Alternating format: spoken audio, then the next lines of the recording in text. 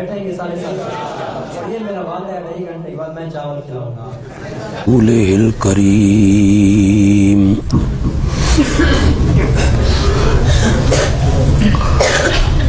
وعلى آلہ واصحابہ اجمعین۔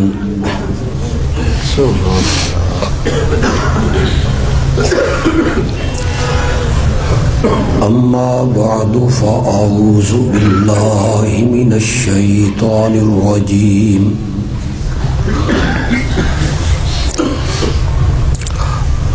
بسم اللہ الرحمن الرحیم۔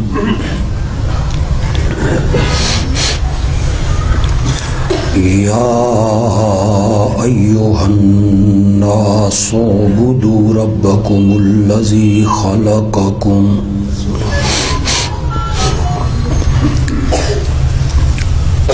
والذین من قبلکم لعلکم تتقون۔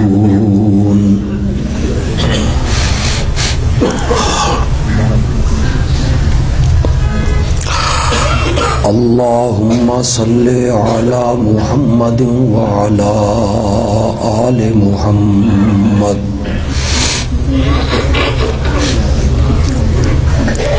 کما صلیت علی ابراہیم وعلی آل ابراہیم انک حمید مجید۔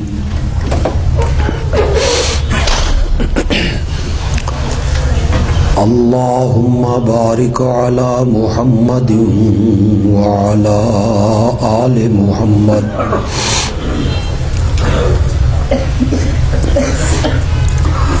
کما بارکت علی ابراہیم وعلی آل ابراہیم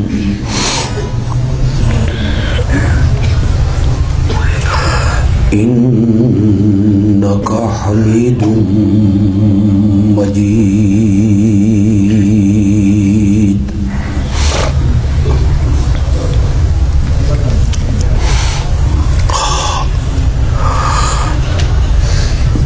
اس مسجد میں آپ اور میں موجود ہیں۔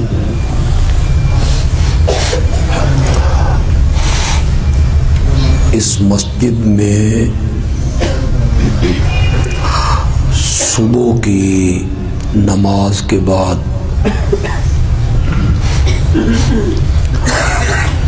درس قرآن کی ایک محفل سجتی ہے۔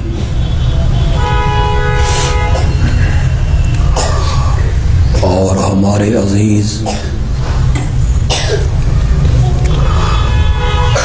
مولانا مفتی عبدالباسط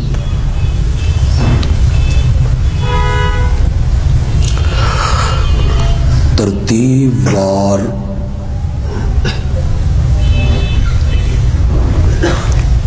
اللہ کے قرآن کی تفسیر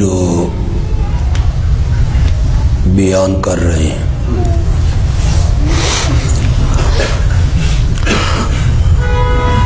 سورۃ البقرہ اس درس میں مکمل ہوئی۔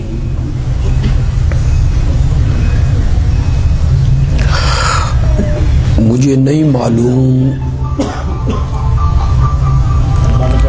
کتنے مہینوں میں مکمل ہوئی،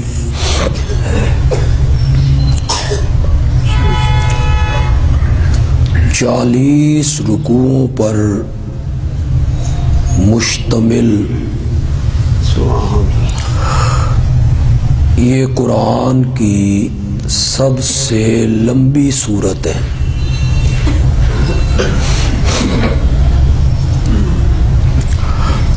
میں نے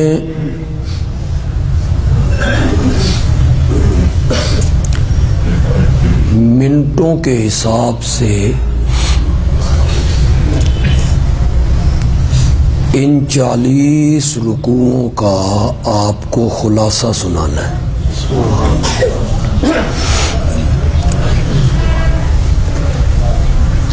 یہ تب ہی ممکن ہوگا کہ میرا اللہ مجھے اس کی توفیق بخشے۔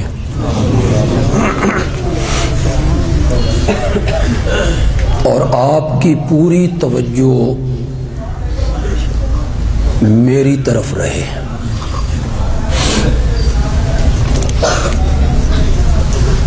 سورۃ فاتحہ میں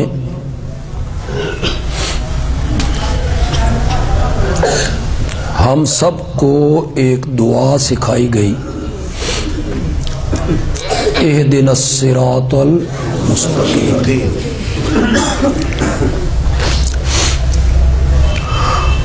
سورۃ البقرہ کی ابتدا میں ذالک الکتاب لا ریب فیہ کہہ کے یہ بتایا گیا کہ صراط مستقیم دکھانے والی یہی کتاب ہے۔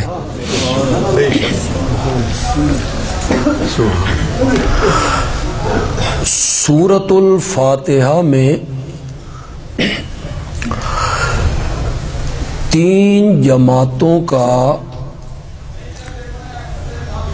بڑا مختصر سا اجمالاً تذکرہ ہوا، صرف نام لیے گئے۔ صراط الذین انعمت علیہم، یہ ایک جماعت ہے جن پر اللہ کا انعام ہوا۔ غیر المغضوب علیہم، یہ دوسری جماعت ہے جن پر اللہ کا غضب ہوا۔ ولا الضالین، یہ تیسری جماعت ہے جو راستے سے بھٹک گئے۔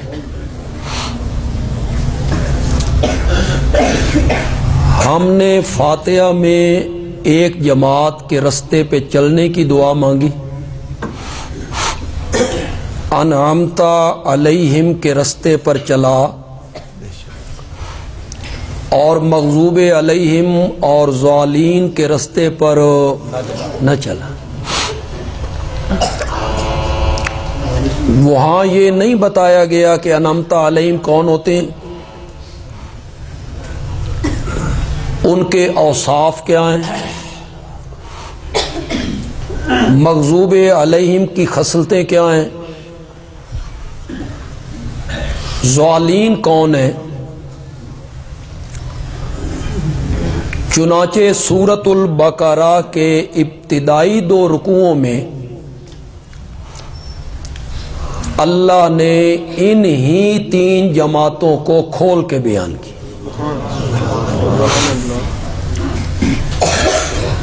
پہلے انعمت علیہم کا ذکر کیا، الذین یؤمنون بالغیب، پھر مغضوب علیہم کا ذکر کیا، ختم اللہ علی، پھر ضالین کا تذکرہ کیا، ومن الناس من یقول آمنا باللہ وبالیوم الآخر۔ وہ زبانی ایمان کا دعویٰ کرتے ہیں، وما ہم بمومنین، اور وہ باطن کے لحاظ سے مومن نہیں۔ 13 سال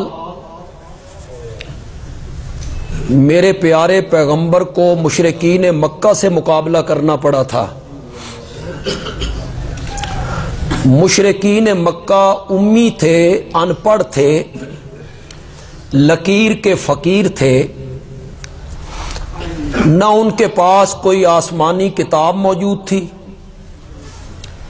نہ وہ کسی آسمانی مذہب کے قائل تھے۔ ان کا سارا دار و مدار اس بات پہ تھا کہ ہم یہ کام اس لیے کرتے ہیں کہ ہمارے بڑے یہ کام کرتے تھے، بس وہ لکیر کے فقیر تھے۔ جب آپ ہجرت کر کے مدینہ منورہ میں آئے تو آپ کا مقابلہ آیا یہودیوں سے. اب ان میں بڑے بڑے علماء ہیں، بڑے بڑے گدی نشین ہیں، ان کی خانقاہیں بھی ہیں، درسگاہیں بھی ہیں، مدرسے بھی ہیں، عوام میں ان کا بڑا وقار ہے، بڑا احترام ہے. تو سورۃ البقرہ میں آیت نمبر 40 سے لے کے 123 تک سارا زور اللہ نے اس بات پہ صرف کیا کہ کسی طرح یہ یہودی ایمان اگر آپ کے ذہن میں ہو یا بنی اسرائیل اذکروا نعمتی التی، انہی کا ذکر ہو رہا ہے. وہ اس لیے کہ قومیں ہمیشہ 3 طبقوں کے پیچھے چلتی ہیں: علماء، پیر اور سرمایہ دار، دولت مند، سردار لوگ. کئی جگہوں پہ آپ نے دیکھا ہوگا کہ وہاں کے غریب لوگ کہتے ہیں ہم تو سرداروں کے پیچھے ہیں، یہ ادھر چلے جائیں گے ہم ادھر چلے جاتے ہیں، یہ ادھر چلے جائیں گے ہم ادھر چلے جائیں گے. 3 طبقوں کو منوانے پر شریعت نے، اسلام نے، رب نے بڑا زور دیا ہے: عالم، پیر، دولت مند. اگر یہ 3 طبقے مان جائیں، علماء مان گئے تو ان کے مقتدی مان جائیں گے، پیر مان گئے تو ان کے مرید مان جائیں گے، دولت مند اور سردار مان جائیں تو ان کی رعایا مان جائے گی. مدینے میں ان کا تسلط تھا، مدینے کے لوگ ان کا بڑا احترام کرتے تھے کہ یہ بڑے بڑے علماء ہیں، بڑے بڑے پیر ہیں، بڑے بڑے گدی نشین ہیں، اہل علم ہیں، ان کے مدارس ہیں، خانقاہیں ہیں. اللہ نے ڈھیر ساری آیتوں میں انہیں سمجھانے کا ہر ڈھنگ استعمال کیا. اب میرے پاس وقت نہیں نا کہ میں اس کی تفصیل کرنے لگ جاؤں. پہلے بتایا کہ تمہارے آباء و اجداد پر ہم نے کیا انعام کیے تھے. فرعون کو ہم نے غرق کیا، تمہارے آباء و اجداد کو ہم نے بچایا تھا. پھر آباء و اجداد کی خباستوں کا ذکر کیا. تم انہی کی اولاد ہو نا جنہیں ایک گائے ذبح کرنے کا حکم ہم نے دیا تھا، انہیں لیت و لال میں 40 سال گزار دیے تھے. تم انہی خبیثوں کی نسل ہو نا کہ انہوں نے تورات کے ماننے سے انکار کیا تھا، تو ہم نے طور ان کے سروں پہ لا کے کھڑا کر دیا تھا کہ مانتے ہو یا تمہیں پیس دوں. تو ان کے آباء و اجداد پہ ہونے والے انعامات کا ذکر کیا، ان کے آباء و اجداد کی خباستوں کا ذکر کیا. موجودہ بنی اسرائیل کو اللہ نے جھنجھوڑا کہ یہ آخری پیغمبر، سچا پیغمبر ہے، اسے بھی مانو، اور جو دعوت یہ پیش کر رہا ہے اس دعوت کو بھی مانو. قرآن پاک میں اللہ کا یہ طرز اسلوب ہے، طرز کلام آپ کہہ لیں، کہ اللہ ہر صورت میں ایک دعویٰ پیش کرتے ہیں اور اس دعوے کو منوانے کے لیے اللہ دلائل دیتے ہیں. ہر صورت کا ایک دعویٰ ہوتا ہے اور وہ دعویٰ اس صورت کو دوسری صورتوں سے جدا کرتا ہے، مضامین کے اعتبار سے کیا کرتا ہے؟ جدا کرتا ہے. دعوے کی مثال بیج کی طرح ہے. تخم، یہ سیب کا درخت ہے، یہ انار کا درخت ہے، یہ آم کا درخت ہے، یہ مالٹے کا درخت ہے. کس چیز نے ان کو جدا کیا جی کہ یہ انار ہے، یہ مالٹا ہے، یہ سیب ہے؟ ان کے بیج نے، تخم نے. جس طرح ہر درخت دوسرے درخت سے اپنے بیج اور تخم کی وجہ سے جدا نظر آتا ہے، اسی طرح ہر صورت مضامین کے لحاظ سے دوسری صورت سے جو جدا نظر آتی ہے تو اس صورت کے دعوے کی وجہ سے، اس صورت میں اللہ ایک دعویٰ کرتے ہیں۔ چنانچہ سورۃ البقرہ میں اللہ نے ایک دعویٰ کیا ہے آیت نمبر 21 میں، یا ایھا الناس اعبدوا ربکم، اے پوری کائنات کے لوگوں عبادت کرو تو صرف کس کی عبادت کرو؟ یہ اب اللہ نے دعویٰ کیا ہے، اس دھرتی پر میرے سوا عبادت کے لائق کوئی نہیں، کوئی فرشتہ، کوئی نبی، کوئی ولی، کوئی پیر، کوئی فقیر، کوئی زندہ، کوئی مردہ عبادت کے لائق نہیں ہے۔ اس پوری کائنات کا معبود، اس پوری کائنات کا الہ اور عبادت کے لائق اگر کوئی ہے تو وہ صرف میں ہوں۔ یہ سورۃ بقرہ کا کیا ہے؟ زور سے بولو، یہ کس آیت میں کیا؟ آیت نمبر 21 میں، یا ایھا الناس اعبدوا ربکم۔ یہ اللہ کا طرز اسلوب ہے کہ ہر صورت میں اللہ ایک دعویٰ پیش کرتے ہیں، پھر اللہ کا یہ بھی طرز ہے، اس دعوے کو اللہ دہراتے ہیں، کبھی ایک دفعہ دہرا دیا، کبھی 2 مرتبہ دہرا دیا۔ اس سے مقصد یہ ہوتا ہے کہ مشرکین جتنے قسم کے شرک میں مبتلا ہیں، ہر دفعہ دعوے کو دہرانے سے شرک کی اس قسم کی نفی کرنی ہوتی ہے۔ میں ابھی سمجھاتا ہوں تو آپ کو انشاءاللہ سمجھ آ جائے گی، تھوڑی سی بات مشکل ہو رہی ہے۔ دوسرا مقصد یہ ہوتا ہے کہ درمیان میں جب اللہ اور چیزوں کا ذکر کرتے ہیں، نماز کا، روزے کا، حج کا، زکوٰۃ کا، حقوق کا، پردے کا، معاملات کا، تو پھر اللہ دعوے توحید کو ذکر کرتے ہیں، یہ بتانے کے لیے کہ وہ مسئلے بھی اپنی جگہ پہ ہیں لیکن اس نو نہ بھول جانا، اس لیے اللہ اس دعوے کو دوبارہ دوہرا دیتے ہیں۔ سورۃ البقرہ میں اللہ نے اس دعوے کو 3 جگہوں پہ ذکر کیا۔ جی کتنی جگہ پہ ذکر کیا؟ دعویٰ کیا ہے کہ عبادت کے لائق کون ہے؟ اللہ۔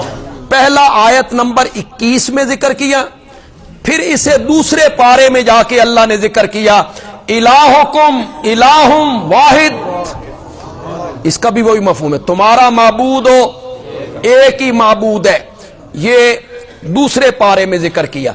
پھر اس دعوے کو اللہ نے تیسرے پارے کے پہلے صفحے پر آیت الکرسی کی ابتدا میں ذکر کیا، اللہ لا الہ الا۔ 3 مرتبہ سورۃ البقرہ میں اللہ نے اس دعوے کو دہرایا ہے، میرے سوا الہ کوئی نہیں، میرے سوا معبود کوئی نہیں، میرے سوا عبادت کے لائق کوئی نہیں۔ کیوں 3 مرتبہ اسے دہرایا؟ اس لیے کہ یہود و نصارا اور مشرکین مکہ 3 قسم کے شرک میں مبتلا تھے۔ کتنے قسم کے شرک میں مبتلا تھے؟ 3 قسم کے شرک میں مبتلا تھے۔ ایک شرک ان کا یہ تھا کہ وہ اللہ کے سوا اپنے نبیوں کو، بزرگوں کو قادر مانتے، حاجت روا مانتے، مشکل کشا مانتے، نفع نقصان کا مالک مانتے، اور پھر ان کو پکارا کرتے تھے۔ وہ کہتے تھے ہمارا نفع نقصان ان کے ہاتھ میں ہے، یہ حاجت روا ہیں، مشکل کشا ہیں، یہ دینے والے ہیں، ہمارا نفع نقصان ان کے ہاتھ میں ہے۔ اس نظریے سے وہ ان کو پکارتے تھے۔ پہلی دفعہ جب دعوے کو ذکر کیا تو ان کے اس نظریے کو ختم کیا کہ نہیں، حاجت روا، مشکل کشا، خالق و مالک اور رازق، یہ صرف اور صرف کون ہے؟ پہلی دفعہ اس کو اللہ نے رد کیا۔ جب دوسری دفعہ دعوے کو ذکر کیا تو ان کے شرک کی دوسری قسم کو رد کرنا تھا۔ دوسری قسم شرک کی کیا تھی؟ ان میں جس طرح وہ غیر اللہ کو پکارتے تھے نا، مصائب میں، مشکلات میں، دکھوں میں، تکلیف میں، حاجات میں اللہ کے سوا اوروں کو پکارتے تھے، ایک شرک ان کا یہ تھا کہ وہ اللہ کے سوا اوروں کے نام کی نظر و نیاز دیا کرتے تھے، ان کے چڑھاوے چڑھایا کرتے تھے۔ یہ سارا آپ اپنے معاشرے پر فٹ کر لیں، دیکھ لیں آپ اپنے معاشرے کو، غیر اللہ کو پکارنا، مدد کے لیے دعائیاں دینا، ان کے وظیفے پڑھنا، اور پھر ان کے نام کی نظر و نیاز دینا۔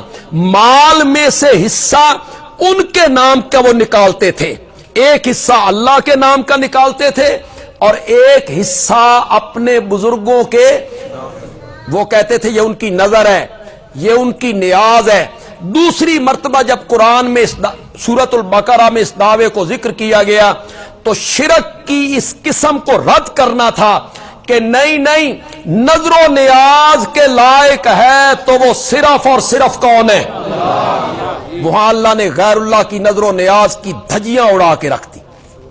انما حرم علیکم المیتہ والدم ولحم الخنزیر وما اہل بہ،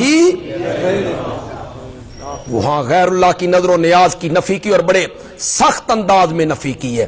مردار حرام ہے، دم مسفوح حرام ہے، خنزیر کا گوشت حرام ہے۔ ان چار حرام چیزوں کو گننے کے بعد فرمایا وما، اور ہر وہ چیز حرام ہے اہلا جس پر نام بلند کیا گیا۔ اہلا کا کیا معنی ہے؟ جس پر نام بلند کیا گیا، لغیر اللہ، کس کے لیے؟ غیر اللہ کے لیے جس پر نام بلند کیا گیا، وہ چیز بھی خنزیر کی طرح حرام ہے۔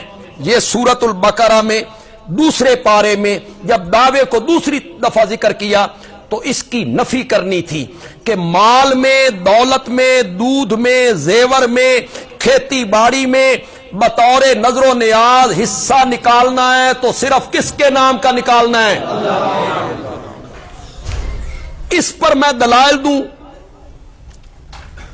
اس پر میں قرآن کی آیتیں پیش کروں، اس پر میں حدیث کے حوالے دوں، اس پر میں فقہ حنفی کی کتابوں کے حوالے دوں، کیوں؟ آپ سے پوچھتا ہوں، جتنے لوگ یہاں موجود ہو، آپ فیصلہ کریں یہ زمین کس کی ہے؟ جن ہاتھوں سے دانہ بو کے آتا ہے وہ ہاتھ کس نے دیے ہیں؟ یہ بادلوں کو لانے والا کون ہے؟ بارش برسانے والا کون ہے؟ ایک دانے کو 700 دانوں میں بدلنے والا کون ہے؟ جس درانتی سے اس گندم کو کاٹتا ہے، اس کا لوہا دستہ، اس کا پیدا کرنے والا کون ہے؟ قوت دینے والا کون ہے؟ جن بوریوں میں بند کرتا ہے وہ کس کی پیدا کردہ چیز ہے؟ اللہ کی۔ تو پھر وہ اناج جب تیرے گھر میں آ گیا تو تو عقل سے فیصلہ کرنا اس میں حصہ بطور نظر و نیاز کس کے نام کا ہونا چاہیے؟ اس میں کوئی دلائل دینے کی ضرورت ہے؟ جس کا کھائیے اسی کا گائیے۔ قرآن نے کتنی جگہوں پہ کہا اِنَّ لَكُمْ فِي الْأَنْعَامِ لَعِبْرَةً نُسْقِيكُم مِّمَّا فِي بُطُونِهِ مِن بَيْنِ فَرْثٍ وَدَمٍ اِنَّ لَكُمْ فِي الْأَنْعَامِ لَعِبْرَةً، تیرے لیے چوپایوں میں بھی ایک دلیل موجود ہے۔ انعام کس کو کہتے ہیں؟ ڈنگر، بھینس ہو گئی، گائے ہو گئی، اونٹنی ہو گئی، بکری ہو گئی، بھیڑ ہو گئی۔ اللہ کہتے ہیں کبھی میں نے تیرے سامنے فرشتوں کو جھکایا تھا، آئی تو اتنا گر گیا بھی تین سمجھان واسطے من ڈنگراں دیاں مثالاں دینیاں پہ گئی۔ اِنَّ لَكُمْ فِي الْأَنْعَامِ لَعِبْرَةً، تمہارے لیے چوپایوں میں عبرت کا بڑا سامان ہے، بڑی دلیل ہے۔ نسقیکم، ہم تمہیں پلاتے ہیں۔ نسخی کا کیا معنی ہے؟ ہم۔ مما فی بطونہ، جو کچھ اس کے پیٹ میں ہے، وہ اناج غذا جو معدے میں پہنچی، وہاں اللہ نے ایک مشینری فٹ کی، اس نے اصل غذا پہ کام کرنا شروع کیا، کچھ کا اس نے گوبر بنا دیا اور کچھ اصل غذا تھی وہ اوپر آ گئی، گوبر نیچے بیٹھ گیا۔ اصل غذا کو دھکا مارا جگر کی طرف، اصل غذا جگر کی طرف چلی گئی، پھر جگر میں ایک مشینری لگائی، اس نے وہاں اصل غذا پہ کام کرنا شروع کیا، کچھ کا گوبر بنایا، کچھ کا خون بنایا، وہ دل کو سپلائی کر دیا، کچھ کا دودھ بنایا، وہ تھنوں کو سپلائی کر دیا۔ قرآن کہتا ہے نسقیکم مما فی بطونہ من بین فرث ودم، جب غذا معدے میں تھی ہم نے گوبر سے الگ کر لی، جب جگر میں تھی ہم نے خون سے الگ کر لی، گوبر کا رنگ گدلا، پھر وہ بدبودار، خون کا رنگ سرخ، پھر وہ پلیت، ادھر گوبر پلیت تھا ادھر لہو پلیت تھا، دو پلیتیوں کے درمیان میں سے ہم نے تیرے برتن میں ڈالا لبنن خالصا، لبنن خالصا، لبنن خالصا۔ جب دودھ تیرے برتن میں آ گیا، چھوڑ دلائل، دلیلیں کیا ہوتی ہیں، چھوڑ دلائل کو، جب دودھ تیرے برتن میں آ گیا خود فیصلہ کر اسے تقسیم کس کے نام پہ ہونا چاہیے۔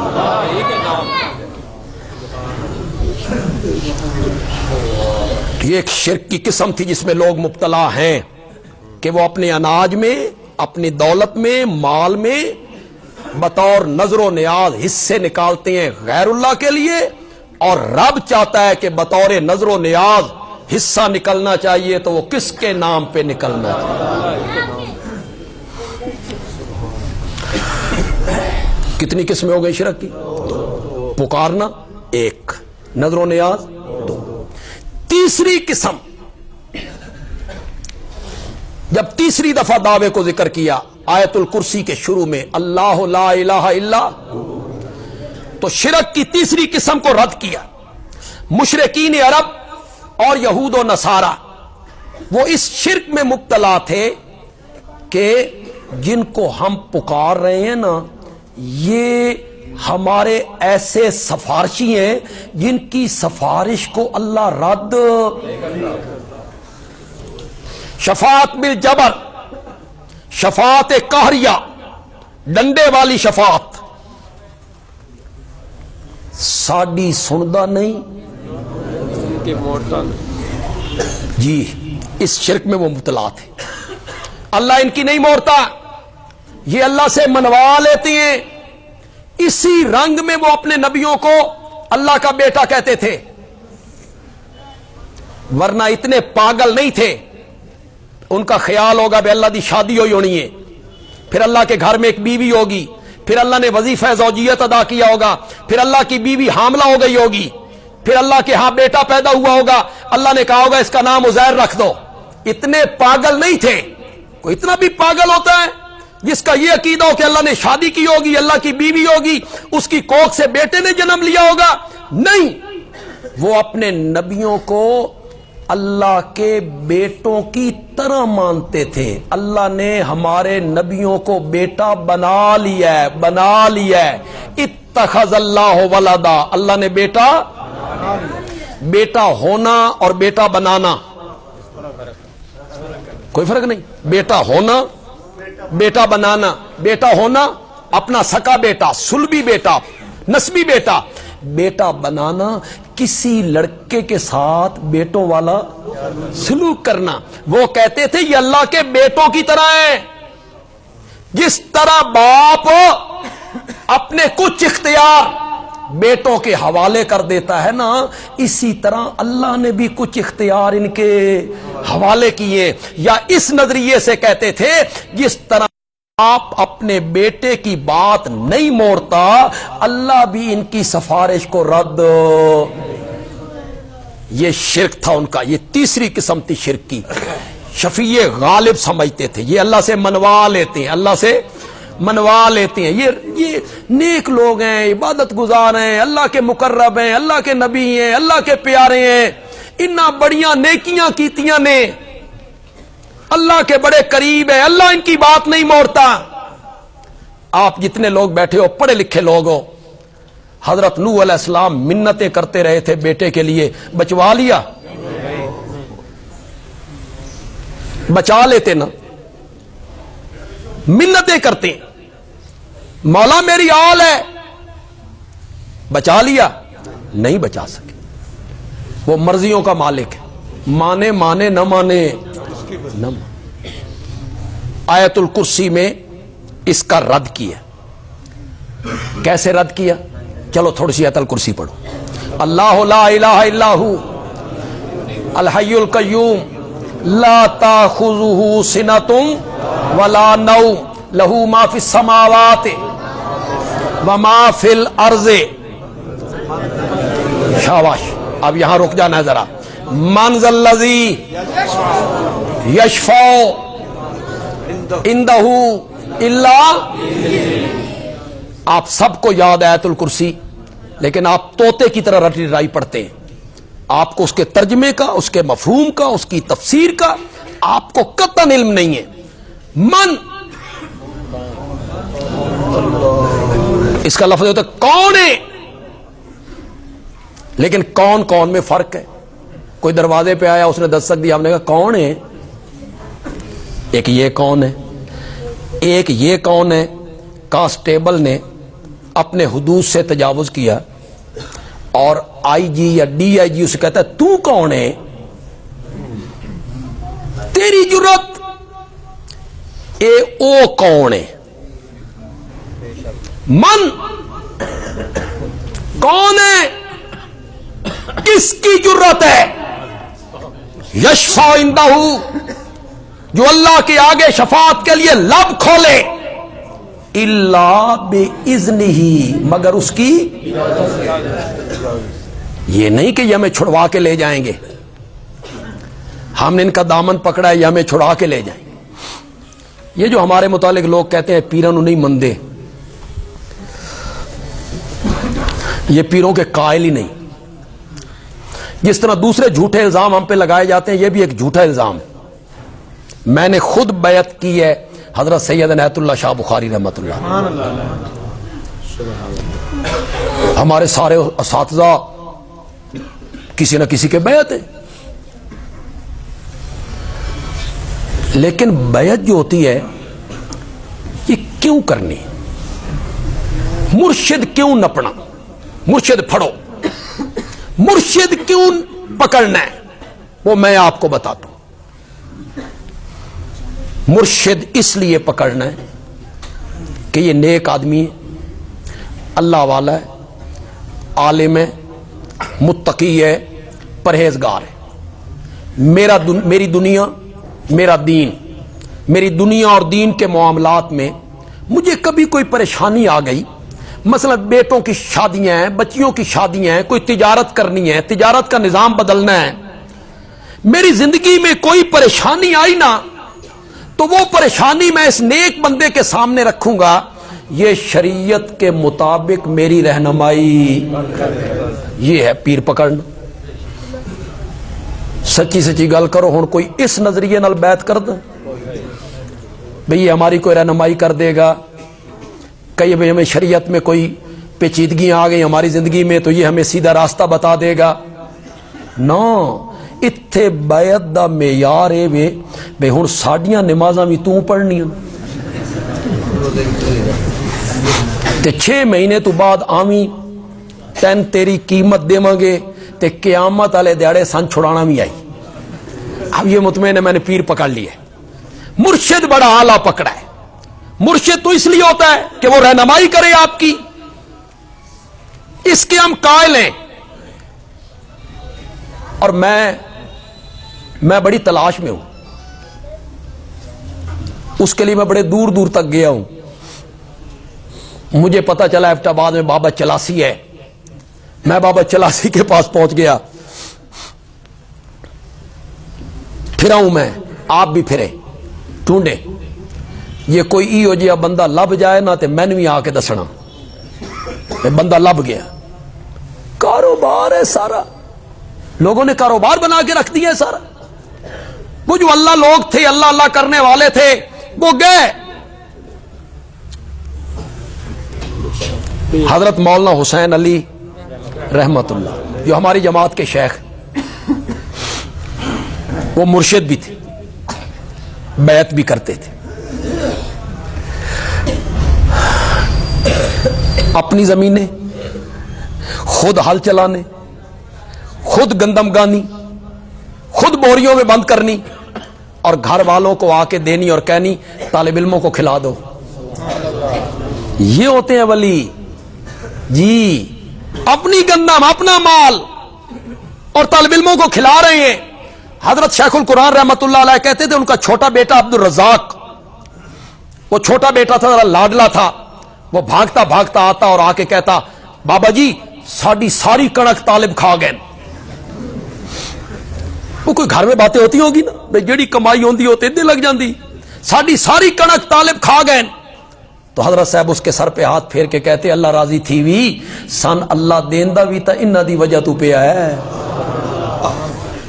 یہ ہوتی ہے ولایت. اپنے جیب سے مریدوں کو کھلانا، مرید کی جیب پہ نظر. یہ کیا ہو؟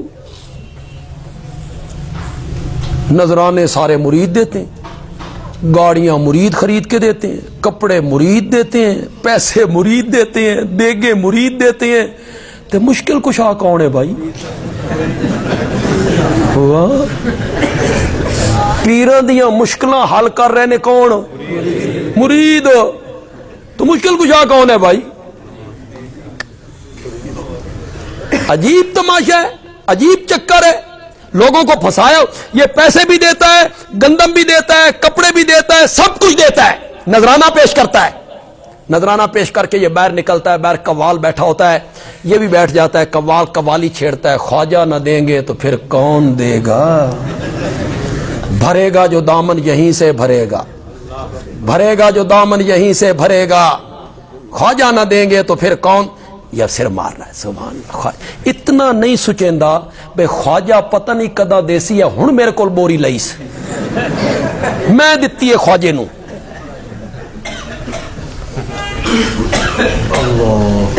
کار لینڈ کروزر ہے، اس کے پیچھے لکھا ہے یہ سب ہمارے حضرت صاحب کی نظر کرم ہے.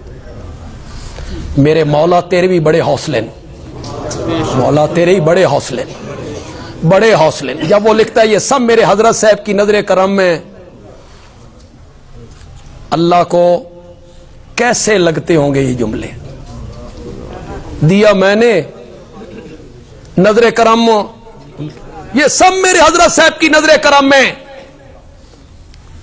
تو بزرگوں کو بھی، پیروں کو بھی اپنی لینڈ کروزر کے پیچھے لگوانا چاہیے یہ سب ہمارے مریدوں کے نذرانہ ہے. وہ بھی لگائیں نا، پیچھے لکھ کے لگوائیں. پیر مرشد پکڑنے کے ہم انکاری نہیں ہیں، لیکن مرشد کیوں پکڑنا ہے؟ کہ میرے معاملات میں کوئی الجھاؤ آ جائے تو میرا مرشد شریعت کے مطابق اس کا راستہ نکل، نیک بندہ ہو راستہ نکل. تو سورت بقرہ میں کتنی مرتبہ دعوے کو ذکر کیا؟ زور سے بولو. مقصد کیا تھا؟ مشرکین مکہ کتنی قسم کے شرک میں مبتلا تھے، یہود و نصارہ کتنی قسم کی شرک میں مبتلا تھے. غیر اللہ کو پکارنا ایک، غیر اللہ کے نام کی نظر و نیاز دو، اور اللہ کے سوا، اللہ کے سامنے کسی کو شفیع غالب ماننا کہ ہماری نہیں سنتا، ان کی نہیں موڑتا، یہ منوا لیتے ہیں، یہ پیارے ہیں، یہ نیک بندے ہیں، یہ اللہ تک ہماری بات پہنچا دیتے ہیں. 3 قسم کے شرک میں مبتلا تھے. اللہ نے دعوی توحید کو بھی سورت بقرہ میں کتنی جگہوں پہ ذکر کیا، اور ہر دفعہ دلائل دی. جب دعویٰ ذکر کیا دلیلیں دی، اور دلیلیں بھی اس کے مطابق دی. پہلی دفعہ جب دعوے کو ذکر کیا، اعبدوا ربکم، عبادت کرو کس کی؟ لا عیسیٰ ولا مریم ولا عزیر ولا ابراہیم ولا اسماعیل ولا الملائکہ. حضرت عیسیٰ کی، مائی مریم کی، حضرت عزیر کی، حضرت ابراہیم کی، فرشتوں کی عبادت نہ کرو، عبادت صرف میری کرو. میری، یہ کیا ہو گیا؟ زور سے بولو. یہ کیا ہو گیا؟ عبادت کے لائق صرف میں ہوں، میرے سوا کوئی عبادت کے لائق نہیں. کیوں مولا؟ تیری عبادت کریں، حضرت عیسیٰ کی نہ کریں، तेरी इबादत करें, हजरत मूसा की न करें, तेरी इबादत करें, फरिश्तों की इबादत न करें। क्यों? डंडे नाल मनवा नहीं, जबर नाल, जबरदस्ती। फरमाया ना, दलाइल के जोर से मनवाना है। मौला फिर इसकी दलील क्या है? फरमाया अल्लज़ी खालक़कुम, मेरी इबादत इसलिए करो मैंने तुम्हें पैदा किया है। अल्लाह ने दलाइल देने शुरू कर दिए, मैंने तुम्हें पैदा किया है, नेस से हस्त कर दी, नाबूद से बूद कर दी, अदम से वजूद में लाया। और पैदा भी कैसे किया? अलम यको नुत्फतम मिन मनिय्यिन युमना, गंदे पानी के कतरे से, जिसे मुद्दतों बाप की पीठ में ठहराया, फिर मां के रेम में टिपकाया, फिर 3 अंधेरों में गंदे पानी के कतरे पर हमने नक्शे जमाने शुरू कर दिए। से सिर्फ पैदा करना नहीं, इसकी तह में जरा उतरो, तह में उतरो। गंदे पानी, फी ज़ुलुमातिन सलासिन, 3 अंधेरे, मां के पेट का अंधेरा 1, रेम का अंधेरा 2, उस झिल्ली का अंधेरा 3, जिस झिल्ली में लपेट के हम तेरी तस्वीरें बना रहे थे, हम तेरी तख्लीक कर रहे थे। यहां मैं एक जुमला कहा करता हूं, मुझे वो जुमला कहते हुए बहुत मजा आता है और मेरा ईमान ताजा हो जाता है। आप में जिनको तौहीद से मोहब्बत है, आपका ईमान भी ताजा हो जाए। अगर वो पसंद आ जाए तो सुभान अल्लाह कह देना, ये अच्छा जुमला का है। फरमाया मेरी इबादत करो इसलिए कि मैं ही हूं जिसने गंदे पानी के कतरे पर 3 अंधेरों में नक्शा जमाया और यूसुफ जैसा हसीन बना के रख दिया है। मेरी इबादत करो, अल्लज़ी खालक़कुम, मेरी इबादत इसलिए करो कि मैंने तुम्हें पैदा किया है, नेस से हस्त कर दिया है, वजूद बख्शा है। फिर अल्लाह फारसी में कहते हैं आके रा इशारा काफी अस्त, अक्लमंद बंदे के लिए इशारा ही काफी। बड़ी दलील है मौला, बड़ी दलील है, इबादत तेरी होनी चाहिए कि पैदा तूने की। फरमाया अभी कहां, वल्लज़ीना मिन क़ब्लिकुम, सिर्फ तुम्हें नहीं, जो तुमसे पहले हुए उनको भी मैंने पैदा किया है।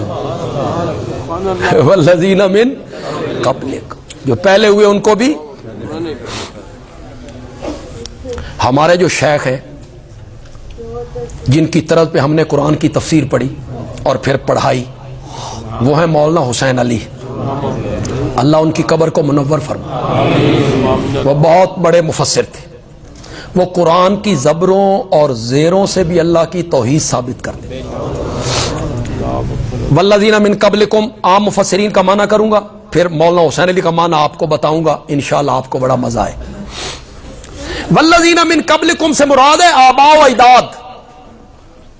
अल्लाह कहना चाहते हैं तुम्हें भी मैंने पैदा किया, तुम्हारे बाप दादा को भी, तुम्हें भी मैंने पैदा किया, तुम्हारी ऊपर वाली नस्ल को भी मैंने बनाया। मिन क़ब्लिकुम, मौलाना हुसैन अली ने माना किया, खुदा दी कसम में लज़्ज़त ही आ गई। लोगों इबादत मेरी करो, हजरत ईसा की नहीं, इबादत मेरी करो, हजरत मरियम की नहीं, इबादत मेरी करो, फरिश्तों की नहीं, इबादत मेरी करो, जिन्नात की नहीं। मौला कोई दलील? फरमाया पहली दलील ये है कि तुम्हें मैंने पैदा किया, और दूसरी दलील ये है वल्लज़ीना मिन क़ब्लिकुम, मेरे सिवा जिनकी इबादत तुम करते फिरते हो उनको भी मैंने पैदा किया है। हजरत ईसा को भी मैंने बनाया है, हजरत उज़ैर को भी मैंने बनाया है, फरिश्तों को भी मैंने बनाया है। तो अल्लाह दलाइल के रंग में बात करते हैं। इसी तफसील में चले जाएंगे, मैं बहुत सारा हिस्सा सूरत बकरा का बयान कराया हूं। दावा क्या है? इबादत किसकी करो? इसको कितनी मर्तबा जिक्र किया? 3 मर्तबा। हर मर्तबा जिक्र करने से मकसद अलग होता है, शिरक की एक किस्म की नफी करनी है। फिर अल्लाह ने दावा पेश किया, उस पर अल्लाह ने दलाइल दिए। अल्लज़ी जअल लकुमुल अर्ज़ फिराशा वस्समा बिना। वाह मेरे मौला, حضرت شیخ القرآن جب اسے بیان کرتے تھے بڑا مزہ آیا کرتا تھا. الذی جعل لکم الارض فراشا، اللہ کہتے ہیں ذرا پیروں دے تھلے ویکھ، ذرا نیچے دیکھ، نیچے دیکھ، یہ تیرے قدموں کے نیچے جو زمین بچھی ہے اسے پانی پہ کس نے بچھایا ہے؟ اور جب اللہ نیچے دکھا لیتی ہیں اللہ کہتی ہیں وَالسَّمَاءَ بِنَا، ہون ذرا اتے ویکھ، وَالسَّمَاءَ بِنَا، آسمان کو چھت کس نے بنایا ہے اور بغیر ستونوں کے. اے تہاڈی 7 صفاں دی مسیت تے بھی 2 ستون نے، 28 فٹ ہونی، 3 فٹ ہونی، 3 فٹ دی چھت بغیر ستونوں دے نہیں کھلو سکی. سبحان اللہ. اور اتنی بڑی چھت. وَالسَّمَاءَ بِنَا وَأَنزَلَ مِنَ السَّمَاءِ مَاءً، ہے تو جو آپ کی. نیچے دیکھ، قدموں کے نیچے زمین کس نے بچھائی؟ وَالسَّمَاءَ بِنَا، اوپر دیکھ آسمان کو چھت کس نے بنایا؟ وَأَنزَلَ مِنَ السَّمَاءِ مَاءً. اب ذرا فضا میں دیکھ، اب ذرا فضا میں دیکھ، آسمان سے بارش کس نے برسائی اور پھر طرح طرح کے پھل تیرے لیے روزی بنا کے زمین سے کس نے باہر نکالے. کبھی اس پر غور بھی کیا کرو، انے واہ نہ کھاندے رہا کرو، چیرتے چلے گئے اور کھاتے چلے گئے. کبھی انار کو چیر کے نا اس کا جائزہ لیا کرو، اندر اس نے ایک پردہ فٹ کیے، اس پردے میں انار کے دانے کیسے موتیوں کی طرح فٹ کر دیں. یہ کاریگری کس کی ہے؟ اللہ کی. تو سورۃ بقرہ میں ایک مضمون بیان ہوا، توحید، اللہ کی توحید. دوسرا مضمون جو سورۃ بقرہ میں بیان ہوا اور اسے 15ویں رکوع میں جا کے شروع کیا، 15ویں رکوع میں اس دوسرے مضمون کو اللہ نے جا کے شروع کیا، وہ مضمون ہے رسالت محمد الرسول اللہ صلی اللہ علیہ وسلم. میرے نبی کی رسالت کو اللہ نے ذکر کیا. جب رسالت کو ذکر کرنا تھا نا تو پہلے میرے نبی کے آباء و اجداد کو ذکر کیا. حضرت وَإِذِ ابْتَلَىٰ إِبْرَاهِيمَ رَبُّهُ بِكَلِمَاتٍ فَأَتَمَّهُنَّ قَالَ إِنِّي جَاعِلُكَ لِلنَّاسِ إِمَامًا. پھر اس کو ذکر کرتے کا وَإِذْ يَرْفَعُ إِبْرَاهِيمُ الْقَوَاعِدَ مِنَ الْبَيْتِ وَإِسْمَاعِيلُ رَبَّنَا تَقَبَّلْ مِنَّا اِنَّكَ أَنْتَ السَّمِيعُ الْعَلِيمُ. پھر دعا مانگتے مانگتے حضرت ابراہیم نے آخر میں آ کے دعا مانگی ربنا وبعث فیہم رسولا منہم، ربنا وبعث فیہم رسولا منہم. اللہ آباء و اجداد کا ذکر کر کے، میرے نبی کی رسالت کا ذکر کر کے اللہ مشرکین مکہ کو اور یہود و نصارہ کو یہ بتانا چاہتے ہیں اوے لوگوں یہ وہی نبی ہے جس کے لیے ابراہیم دعائیں مانگا کرتا تھا. لہذا تم اپنے آپ کو ابراہیمی کہلاتے ہو، تم کہتے ہو اساں ابراہیمیاں، تو پھر حضرت ابراہیم کی بات مانو نا.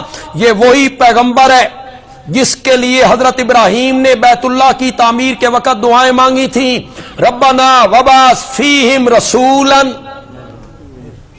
مولا مکان اچھے لگتے ہیں مکینوں سے، گھر اچھے لگتے ہیں آباد کرنے والوں سے. مولا مکان میں نے بنا دیا ہے، آباد کرنے والا محمد تو بھیج دے. یہاں رسولن سے مراد میرے نبی ہیں، میرے نبی، حالانکہ یہاں میرے نبی کا نام کوئی نہیں، مطلق رسولن ہے، لیکن میرے نبی مراد ہیں. اس کی دلیل یہ ہے کہ اس دعا میں حضرت ابراہیم کے ساتھ جو بیٹا شریک تھا وہ حضرت اسحاق نہیں تھے، اسماعیل تھے. یہ دونوں باپ بیٹا دعا مانگ رہے ہیں، ابراہیم بھی حضرت اسماعیل بھی. تو حضرت اسحاق کی نسل میں نبوت چلی گئی، حضرت اسحاق نبی، ان کے بیٹے یعقوب نبی، ان کے بیٹے یوسف نبی، یوں نبوت چلی گئی. حضرت اسماعیل علیہ السلام کا کوئی بیٹا نبی نہیں بنا. بس حضرت اسماعیل کی نسل میں اللہ نے ایک ہی ہیرا سنبھال کے رکھا ہوا تھا اور وہ آمنہ کا لال تھا. اس لیے اس سے رسولاً سے مراد میرے نبی ہو سکتے ہیں.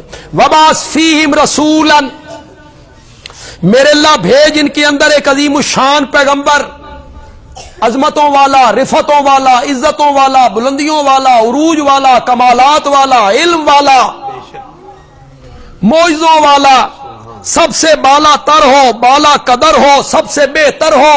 لیکن مولا اتنا عظیم پیغمبر جو خاتم النبیین بھی ہے، امام الانبیاء بھی ہے، شفیع المذنبین بھی ہے، رحمت للعالمین بھی ہے، مولا اتنا عظیم نبی جنوں میں سے نہ بھیجنا، ورنہ فخر جن کریں گے، اور فرشتوں سے بھی نہ بھیجنا ورنہ فخر نوری کریں گے. منہم، انسانوں میں سے بھیجنا تاکہ فخر بھی انسان کرے کہ وہ اعلیٰ پیغمبر ہم میں سے تھا، وہ اعلیٰ پیغمبر ہم میں سے تھا.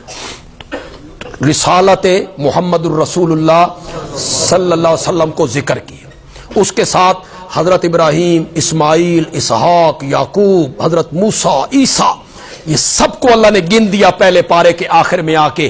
اللہ تعالیٰ کہنا چاہتے ہیں اوے لوگوں، میرا پیغمبر کوئی نئی دعوت لے کے نہیں آیا، یہ وہی دعوت ہے جو حضرت ابراہیم کی تھی، جو حضرت یعقوب کی تھی، جو حضرت اسحاق کی تھی، جو حضرت موسیٰ کی تھی، جو حضرت عیسیٰ کی تھی.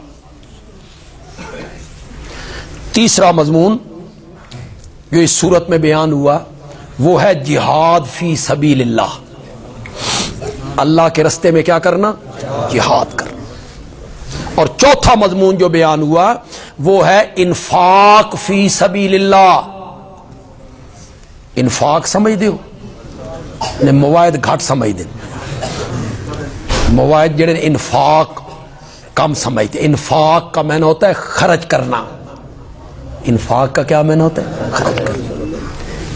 انفاق فی سبیل اللہ، اللہ کی راہ میں خرچ کرو. اسے سورت بقرہ میں 3-4 جگہوں پہ ذکر کیا. تیسرے پارے میں نا اتنا ذکر کیا انفاق فی سبیل. اللہ نے فرمایا دنیا کا ہر سود حرام ہے، میرے بینک میں جمع کرا.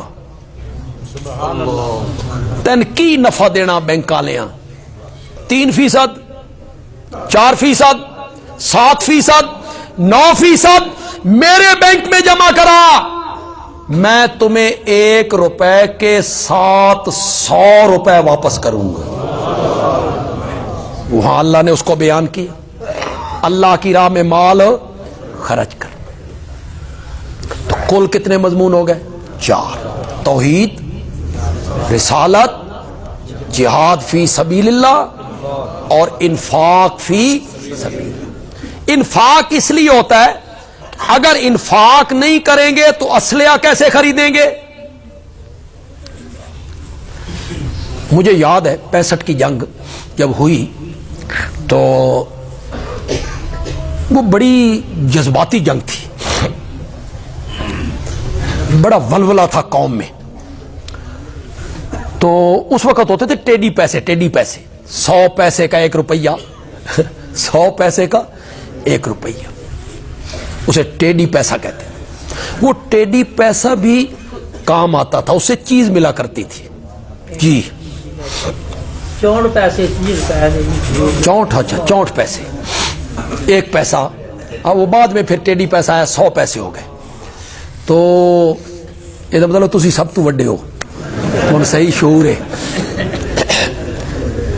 تو اس وقت جنگ ہوئی نا ہماری ہندوستان سے، تو سرگودا تو مرکز تھا نا اس جنگ کا. سرگودا یعنی چاروں طرف سے ہوائی حملے سرگودا پہ ہوتے تھے، توپوں کی گھن گھرج ہوتی تھی، بڑا عجیب ایک منظر ہوتا تھا. تو حکومت نے اعلان کیا کہ ہر بندہ 1 پیسہ روز دے نا تو اس سے ٹینک خریدا جا سکتا ہے. 1 ٹینک، ہر بندہ 1 پیسہ دے تو ٹینک خریدا جا سکتا. پھر دنیا نے پیسہ خرچ کیا، چھوٹے چھوٹے بچے، معصوم بچے، وہ بھی پیسے لے آئے. تو جب تک انفاق فی سبیل اللہ نہ ہو تو اللہ کے رستے میں جہاد نہیں ہو سکتا. اسلحے کی تو ضرورت ہے. اسلحہ تب بھی خریدا جائے گا کہ قوم اللہ کے راہ میں مال خرچ کرے گی. تو پھر ایک مضمون بیان ہوا جہاد فی سبیل اللہ اور ایک مضمون بیان ہوا انفاق فی سبیل اللہ کہ اللہ کی راہ میں مال خرچ ہو. یہ جو اب میں 5ویں اور 6ٹھے مضمون کی بات کر رہا ہوں یہ ہم طالب علموں کو پڑھایا کرتے ہیں. یہ ہے بڑا مشکل لیکن انشاءاللہ میں تو سمجھا لینا انشاءاللہ. لیکن آپ کی توجہ ہوگی پھر آپ کو سمجھ آئے گی.